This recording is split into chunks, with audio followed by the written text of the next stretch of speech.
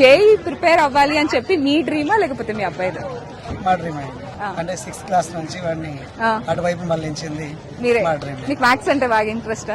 Maths ప్రపంచం కదా అని చెప్పేసి. అవునా? అన్నిట్లో క్యాలిక్యులేషన్స్ ఉంటాయన్నా? టీచర్స్ ఓ మీరు టీచరా? ఓకే. కాకపోతే ఏంటంటే మ్యాథ్స్ ఉంటేనే ఫ్యూచర్ ఉంటుంది అనేటువంటి ఉద్దేశంతో. ఓకే, మీరు ఏ సబ్జెక్ట్ టీచ్ చేస్తారు సార్? తెలుగు తెలుగు టీచ్ చేస్తారా? వాళ్ళ మమ్మీ కూడా టీచరే. ఓకే, మీరే టీచర్ మేడం? బయోసైన్సెస్. మరి ఎందుకు మీరు బయాలజీ ఎంకరేజ్ చేయలేదు? మ్యాథ్స్ ఎందుకు ఎంకరేజ్ చేశారు? సెటిల్మెంట్ లేట్ అవుతుంది అని చెప్పేసి ఈ రూట్ లో తీసుకెళ్దాం. అవునా?